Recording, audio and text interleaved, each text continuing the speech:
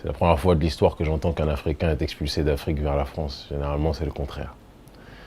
Ce qui s'est passé, c'est que j'ai organisé depuis un certain nombre de temps des mobilisations, de dénonciation du franc CFA que nous estimons être, à juste titre d'ailleurs, une monnaie coloniale. Le franc CFA est une monnaie qui appartient en grande partie à la Banque de France, qui est battue à Chamaillères en France. La Banque de France a le droit de veto à l'intérieur des réunions de nos banques centrales africaines. Et donc j'ai organisé un peu partout sur le continent africain, en Afrique francophone du moins, des manifestations de contestation qui ont pris lors de la dernière mobilisation contre le franc CFA et plus globalement contre la France-Afrique. J'ai pris l'initiative, c'était une réflexion que j'avais mûrie depuis un certain nombre de temps, de brûler de manière symbolique un billet de 5000 francs CFA pour rappeler au monde entier que la jeunesse africaine est paupérisée, ostracisée, pillée économiquement et que le franc CFA, s'il n'est pas la seule et unique raison qui sous-tend la situation dans laquelle nous sommes, mais c'est un symbole de notre pillage par l'oligarchie, je précise bien, je ne parle pas de la population française qui elle-même souffre aussi, on le voit dans ce pays, mais par l'oligarchie française et aussi par nos chefs d'État qui sont pour la plupart du temps, malheureusement, souvent des potentats locaux, pas tous, mais bon nombre d'entre eux.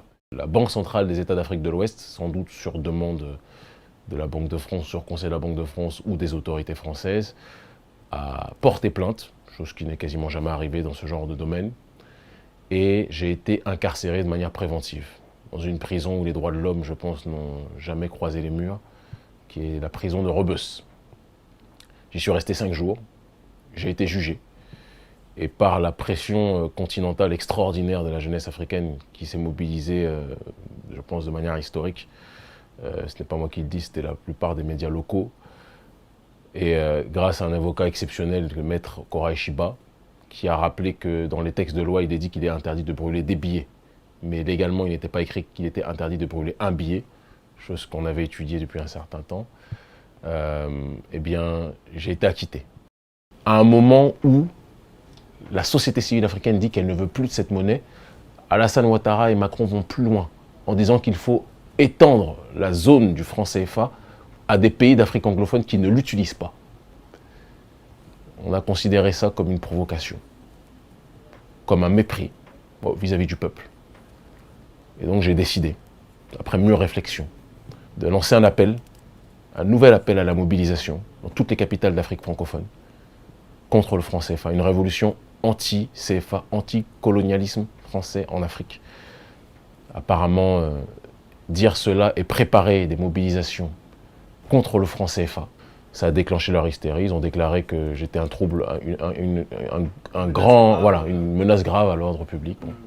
Ce qui est intéressant, c'est que je semble être moins une menace, ou plus une menace plutôt que des touristes sexuels occidentaux qui viennent violer à Sali des petites africaines de 15 ans, 13 ans, 14 ans contre des bouchées de pain.